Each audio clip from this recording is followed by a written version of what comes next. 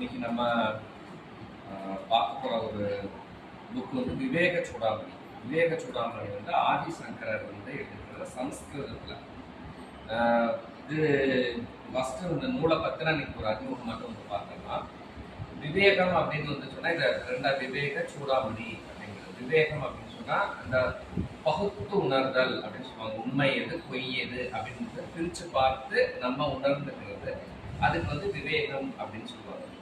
சூடாமணி அப்படிங்கிறது வந்து நம்ம இந்த தலையில இந்த நெத்தில மேல வந்து அணியக்கூடிய ஒரு ஆபரணம், உயர்ந்த ஆபரணம். மேலதான் தலைக்கு மேலதானே நம்ம அணிகிறோம். ஆனா எல்லா ஆபரணங்களும் உயர்ந்தது. அப்ப இந்த உலகத்துல நம்ம பிறந்து வந்திருக்கோம் அப்படின்னு சொன்னா உண்மை எது பொய் எது அப்படிங்கிறத நம்ம பிரிச்சு பார்த்து உணர்வதற்கு வழிகாட்டக்கூடிய ஒரு நூல் அப்படிங்கிறதுனால தான் அறிவின் உச்ச ரத்தினம் அப்படின்னு வந்து கரெக்டான டிரான்ஸ்லேஷன் வந்து கொடுத்துருக்காங்க. அதான் விவேக சூடாமணி.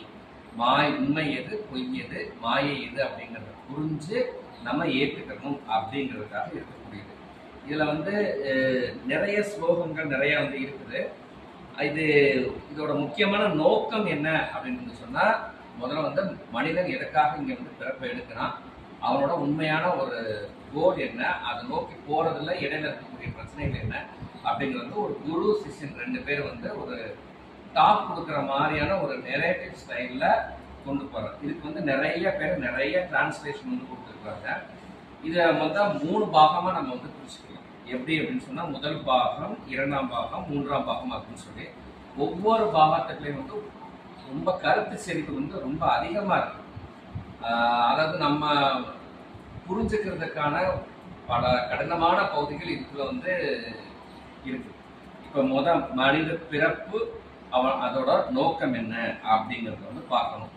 இப்ப எல்லா உயிர்களும் வருது, எல்லாமே பிறக்குது, எல்லாமே இறந்து போகுது. ஆனா மனுஷன் மட்டும்தான் அவனோட நோக்கத்தை புரிஞ்சு அவனால வந்து மேல்நிலைக்கு வந்து போக முடியும். ஒரு ஆடு மாடு எறும்பு புழு பூச்சி அதனால வந்து போக முடியாது. அப்ப கண்டிப்பா அவனுக்கு வந்து ஃபர்ஸ்ட் தெரிய வேண்டியது என்னன்னா, மனித பிறப்புனா என்ன, அதோட உண்மையான நோக்கம் என்ன அப்படிங்கிறது. இதை வந்து நம்ம பகுதி 1ல வந்து நம்ம வந்து பார்க்கணும். அடுத்து 2வது வந்து பார்த்தீங்க அப்படின்னு சொன்னா, ஓகே அவன் மனுஷன் பிறந்துதான், அவனை வழிநடத்தி கொண்டு போகணும். வழிநடத்தி கொண்டு போறதுக்கு ஒரு ஆசிரியர் வந்து வேணும். ஏன்னா எந்த பாதை சரி எந்த பாதை தப்பு அப்படிங்கிறது. அப்ப 2வது பகுதியில என்ன கொடுக்குறாங்க அப்படின்னு சொன்னா, ஒரு குரு அப்படிங்கிறது யாரு, அவரோட ரோல் என்ன, இதை நம்மளுக்கு கண்டிப்பாக தெரிஞ்சுக்கணும் அப்படிங்கிறதுக்காக. இன்னொன்று வந்து நம்ம போன உடனே குரு சொல்றாரு நம்ம அப்படியே கேட்குவோம் அப்படிங்கிறது வந்து நடக்காத காரணம். ஏன்னா நம்ம பல ஜென்மம்